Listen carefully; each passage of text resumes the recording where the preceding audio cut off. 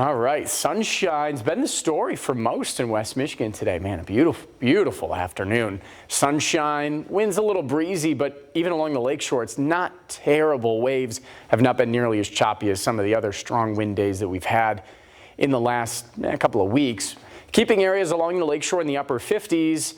Warmer on the east side, 65 Battle Creek, 64 in Jackson. It was 70 earlier in Jackson, but we're all tailing off into the 50s now as cooler wind is starting to take over. The wraparound of this system and what was the official cold front earlier this morning now giving way again to the secondary wave of cool air. So some showers out into Minnesota and the Dakotas. That's going to wrap and really miss us.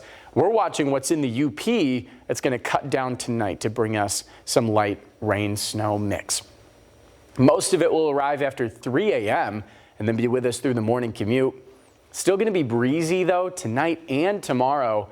Gusts upwards of 35 or even 40 miles per hour. We're much cooler on Tuesday as well. Behind that behind the precip, mid 40s for highs with wind chills in the 30s. Looks like a really last wintry day. The steady forecast thereafter is 50s and warmer, decent amount of sunshine, maybe even 70s into Friday, but we are tracking some storm chances, so a little more spring weather in the pattern after tomorrow. Here's future track the rest of this evening. Some clouds north of Grand Rapids will continue to fill in. Notice the original onset of moisture looks to be rain, and then as the cool air filters in, some snow showers may mix in as well. Accumulations look little to none. The only chance is really north of 96 to see anything stick. And into the afternoon and evening hours, highs in the low to mid 40s.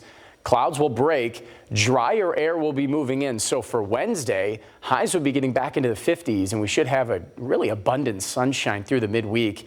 Looks like a nice stretch of weather between Wednesday and Thursday as highs will continue to warm back up as well. But tomorrow, not the case, 44 degrees, and that's after the morning lows will be in the mid to upper 30s as well.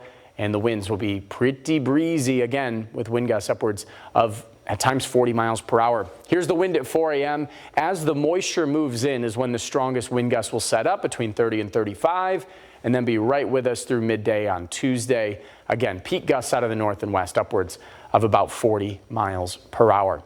That gets us through tomorrow. Again, quieter air Wednesday, Thursday. Here's your severe weather outlook though for Friday. We're already included in a slight risk. This has been on our radar since yesterday, and it's going to be something to watch, but it looks similar to the middle of early April's event, not March 30th, in terms of its setup, because there could be this onset of moisture through the early part of Friday that could limit some of the instability and development of storms in the afternoon. If that's the case, our severe outbreak seems to be a lot less. If we could dodge the rain or get some sunshine in the afternoon, that may spike some more instability. So again, a lot of unknowns with Friday, but notice a trend though back into the 70s. That could be our warmest day of the month so far. Wednesday and Thursday looking like a nice couple of days after we get through tomorrow, and no snow chances or 40s after we get through Tuesday as well.